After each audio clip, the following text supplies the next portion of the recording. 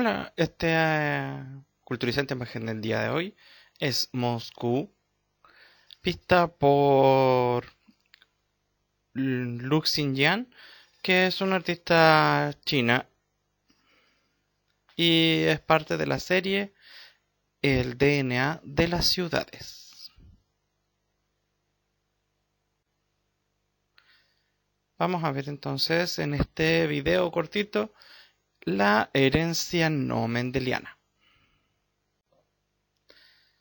La herencia no mendeliana corresponde a cualquier tipo de herencia que no segregue de acuerdo a las leyes de Mendel. Gran sorpresa. En general, varios organismos no siguen las leyes de Mendel, digamos por ejemplo los hongos cuando son haploides y las bacterias que siempre son haploides y los virus, todos ellos son no mendelianos. Pero en general vamos a llamar herencia no mendeliana solo a las excepciones a las reglas que ocurren en la reproducción de los organismos eucariontes. Principalmente porque varias enfermedades presentan patrones de herencia que no son mendelianas. Y por lo tanto, eso es interesante para la ciencia de la salud. El primer patrón de herencia no mendeliana es la herencia extranuclear o citoplásmica, es decir, que hay DNA en el citoplasma. Esto fue descrito primeramente por Carl Correns en 1908 utilizando la planta Mirabilis jalapa, que es el Don Diego de la noche, que puede tener hojas verdes y hojas blancas, o también hojas blancas con verde, ¿ya? Que se llaman variegadas.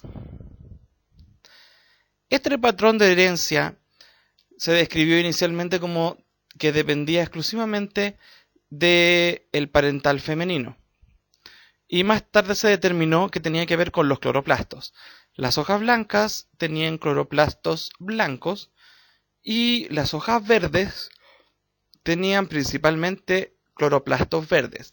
Nótese que una misma hoja puede tener cloroplastos verdes y blancos, ¿ya? Y en este caso se va a ver efectivamente verde, ¿ya? Y cuando tenemos acá células con blancos y células con verdes, es que se obtiene el fenotipo variegado. Por supuesto, los seres humanos no tenemos cloroplastos, pero tenemos un organelo similar que es la mitocondria. ¿Ya? La mitocondria tiene su propio DNA, descrito en 1972. Y al igual que los cloroplastos se heredan solo por el parental femenino, las mitocondrias se heredan solo vía materna. Es decir, sin importar el tipo de mitocondrias que tenga el padre, todos los hijos de esta pareja siempre llevarán las mitocondrias de la madre. Esto se debe a que el ovocito destruye todas las mitocondrias paternas cuando es fecundado. Bueno, de paso destruye también un montón de las maternas. ¿Ya? Y las que quedan son las que se reproducen para esta nueva célula que se acaba de formar. ¿Ya? Esto es un efecto que se llama de cuello de botella. ¿Ya? O sea que cuando vienen muchos individuos o muchos de algo y como que se topan con un taco y solo algunos pueden pasar. Ahora, las mitocondrias que quedan son las que se multiplican y por ende una misma persona puede tener mitocondrias que son iguales o mitocondrias que son distintas dependiendo de cómo eran inicialmente. ¿Ya?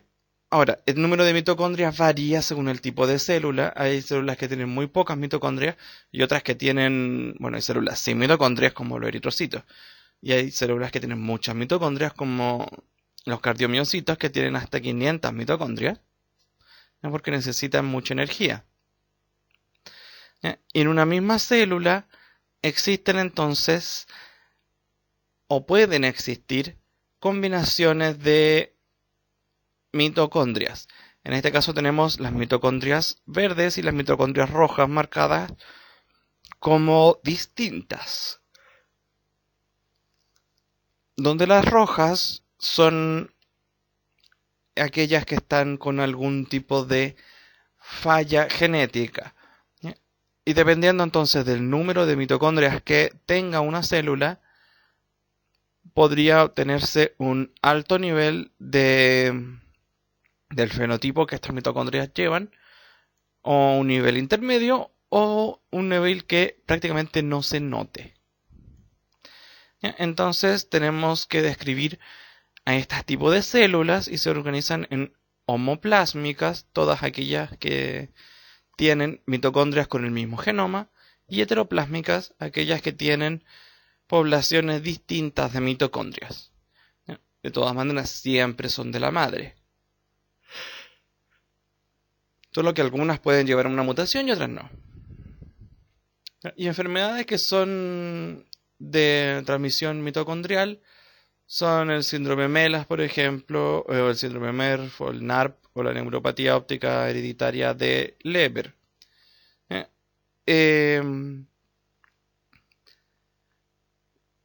Estos describen distintas enfermedades. En el síndrome MELAS hay problemas cerebrales y una acumulación de ácido láctico. En el MERS es un tipo de epilepsia. En el NARP vienen varios síntomas neurológicos y además retinitis pigmentosa. Y bueno, la neuropatía óptica hereditaria es más o menos evidente. Es un problema óptico. Se empiezan a morir algunas células del ojo y por lo tanto se empieza a perder la capacidad visual. Otro mecanismo que contraviene las leyes de Mendel es la conversión génica. De hecho, esta es una de las principales formas de herencia no mendeliana, pero técnicamente no es un tipo de herencia, sino que es un tipo de error. Se da cuando en un proceso de reparación del DNA, una parte del cromosoma es reemplazada por una parte del cromosoma homólogo. Este es un mecanismo de reparación que existe en el cuando hay un daño en un cromosoma, en este caso en el cromosoma rojo hay un daño, y entonces para repararlo el cromosoma azul es copiado y se reemplaza parte del cromosoma rojo. ¿Ya? Entonces puede que si tenemos distintos alelos en ese sector, un sector reemplace al otro. ¿Ya? Esto se diferencia del crossover o del entrecruzamiento que se da en meiosis, porque en el crossover, se cambian los pedacitos de cromosoma, ¿ya? No se copian. ¿Ya? En el caso de que se lleve un gen o un alelo defectuoso, entonces podría reemplazarse un alelo bueno, pero que se acaba de dañar por un alelo que cause una enfermedad.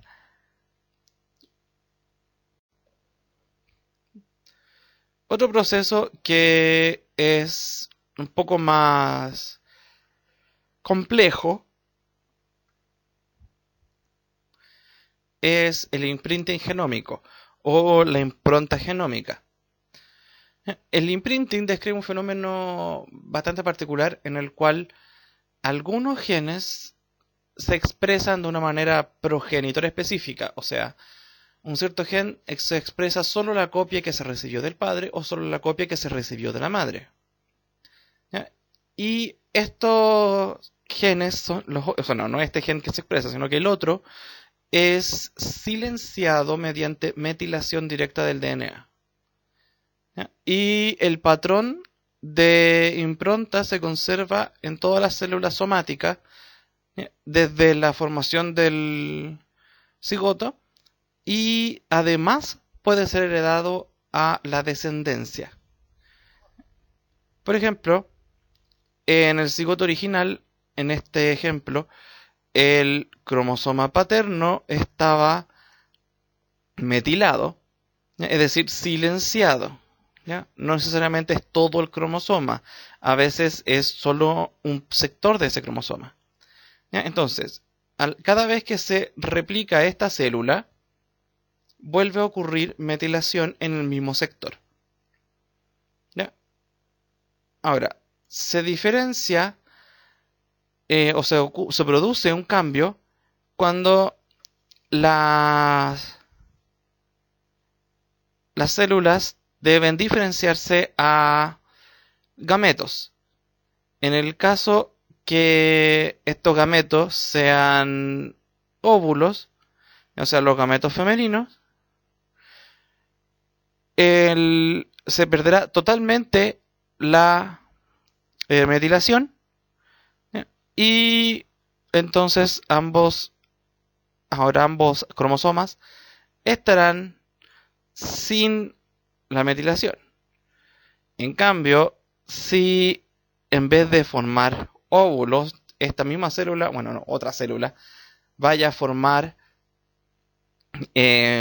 espermio, después de que se pierde la metilación para formar las células progenitoras de los espermatozoides, se metilan ahora ambos cromosomas, o sea, ambas copias del gen. Por lo tanto, todos los espermios llevan su DNA metilado. De esa manera se traspasa la impronta desde los padres hasta los hijos.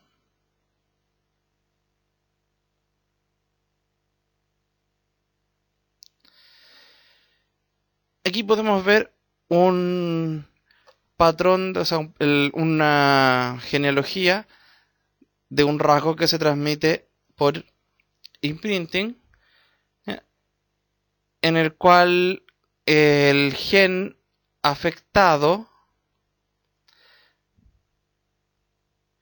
¿ya? Es uno que en este caso fue heredado a partir de la madre a estos 3 hijos, ¿ya? Pero resulta que solo se expresa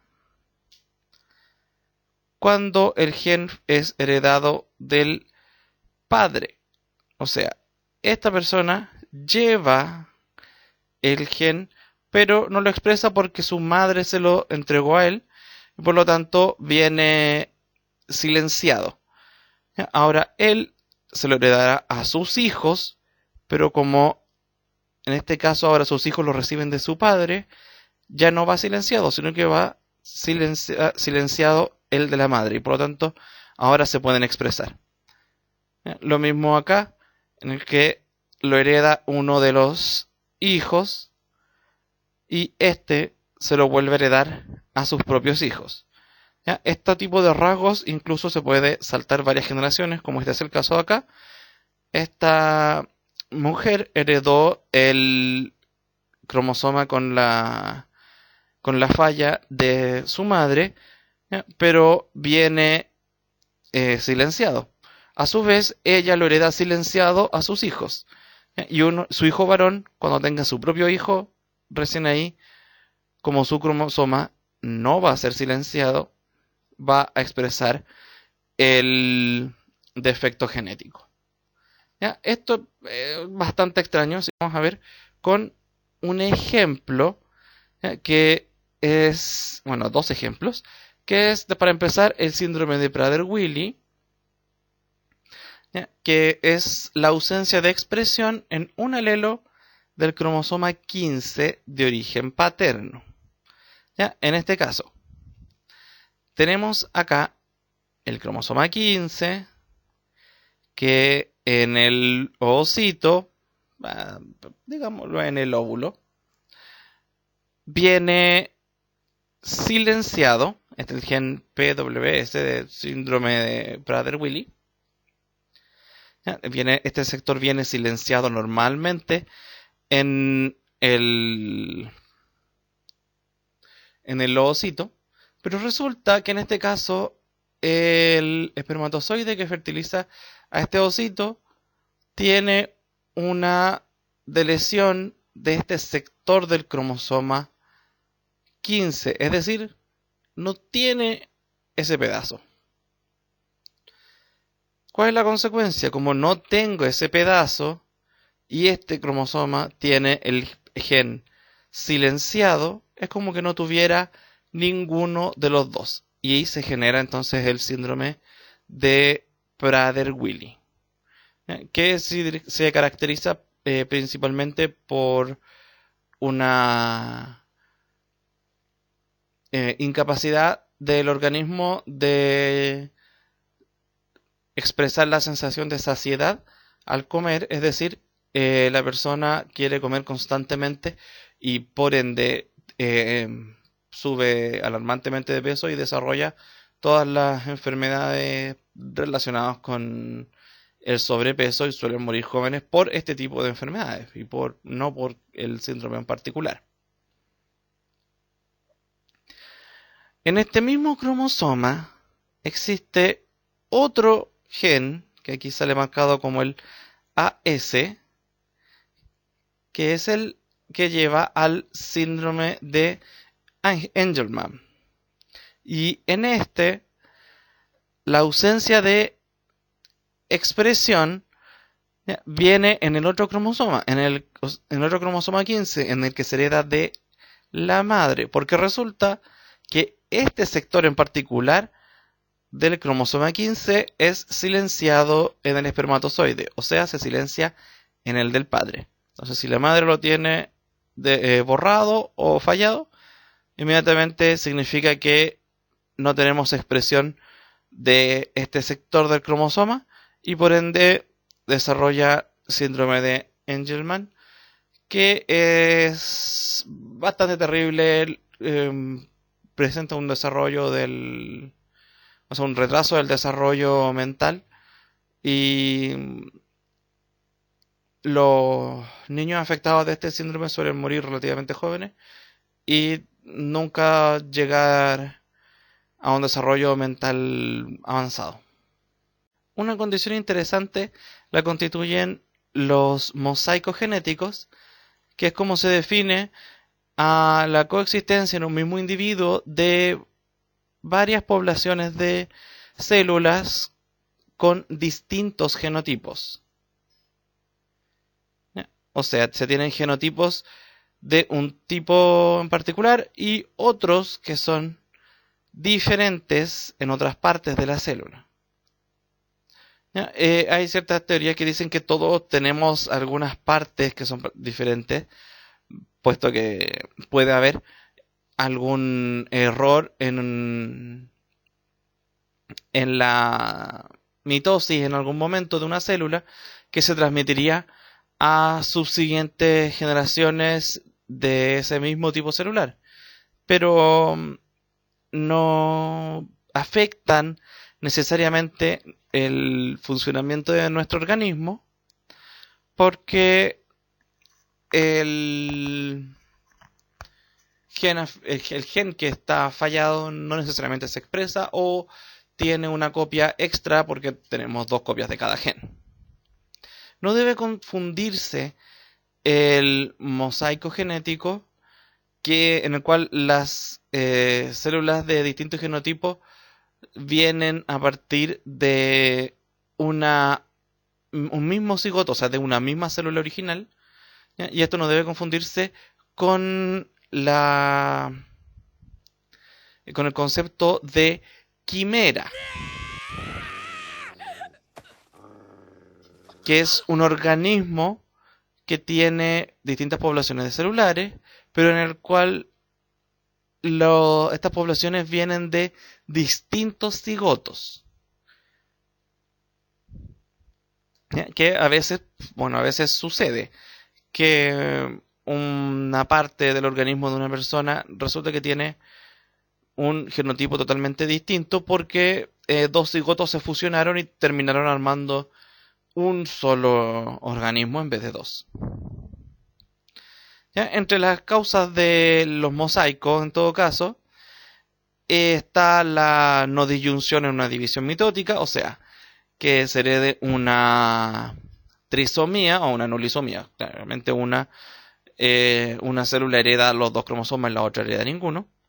¿Ya? En alguna de las divisiones después de la formación del cigoto, pero temprano, de manera que hay varias células que tienen esta característica, o también puede ser por lo que se denomina la lionización, que es una manera, o sea, un fenómeno particular que afecta al cromosoma X. ¿Ya?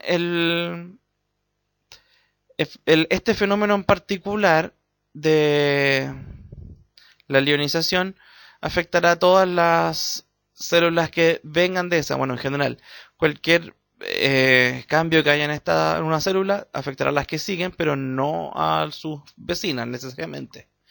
¿Ya? La lionización tiene que ver con la inactivación de el cromosoma X en los mamíferos, porque en las hembras tienen dos cromosomas X, y para no tener el doble de dosis génica, lo que el organismo ha optado por hacer es, en determinado momento del desarrollo embrionario, se inactiva una de las dos copias del cromosoma X, formando lo que se llama un corpúsculo de Barr, que es básicamente el cromosoma X extremadamente condensado, y de ahí en adelante se transmite para toda la descendencia de esta célula en particular, y por lo tanto a todo un sector del organismo que es el que se desarrolla a partir de cada una de estas células.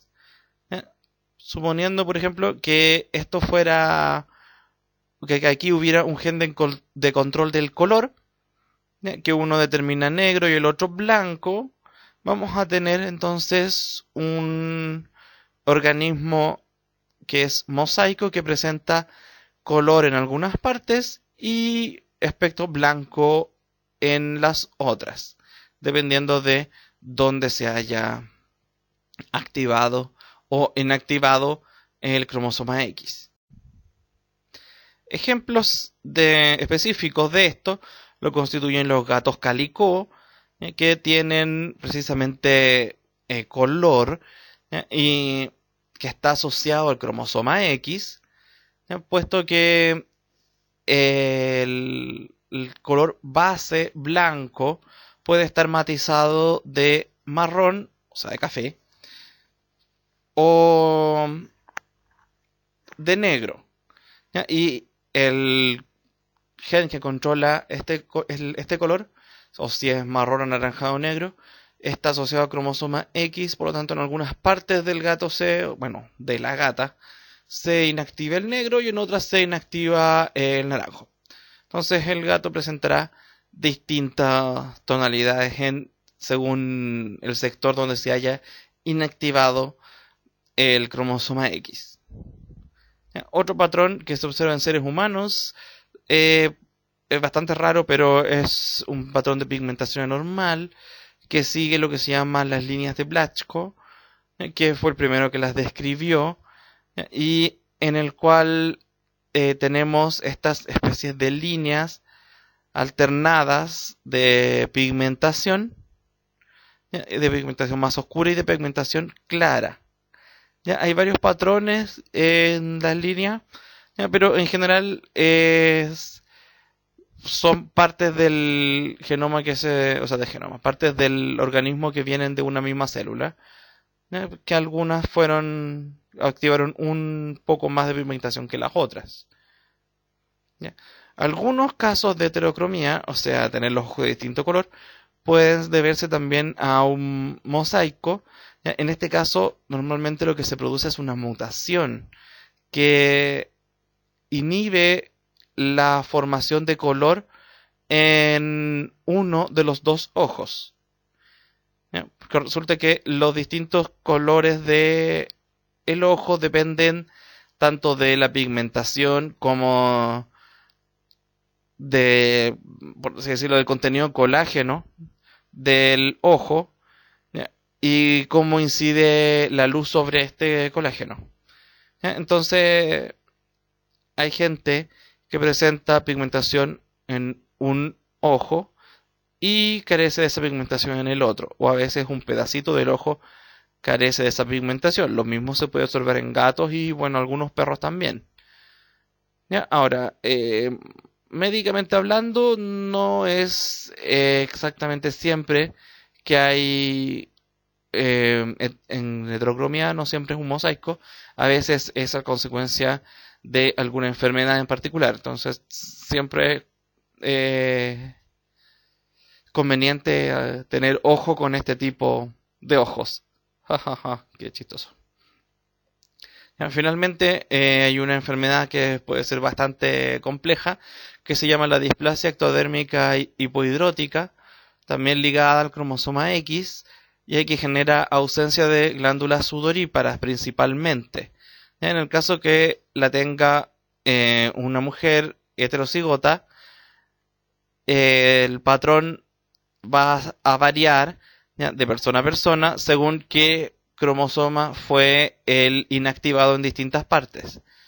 ¿Ya? Si fuera solo la glándula sudorípara ya no sería tan terrible, consideran, bueno, dejando de lado que el peligro de la hipertermia, porque no puede sudar y por lo tanto no pueden regular muy bien la temperatura.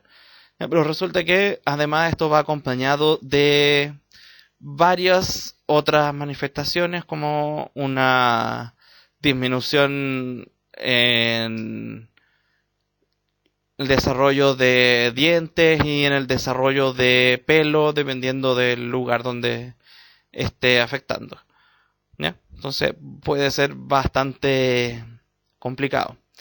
¿Ya? Y aunque no está puesto directamente acá, hay varias condiciones relacionadas con aneuploidías, es decir, con distinto número de cromosomas en particular, de un cromosoma en particular, ¿ya?, que pueden ser mosaico.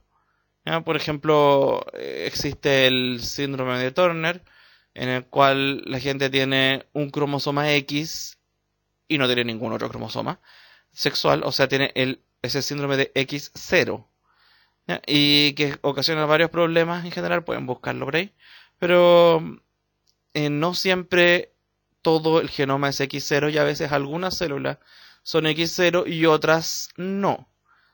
E incluso puede ser hasta X y alguna que otra célula.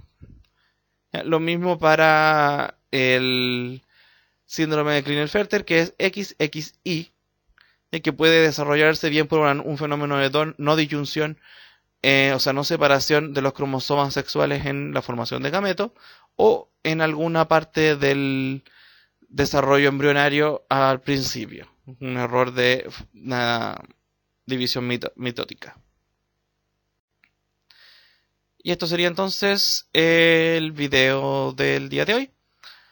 Cualquier comentario me lo pueden dejar en la caja de comentarios. Que les vaya bien y nos vemos eventualmente.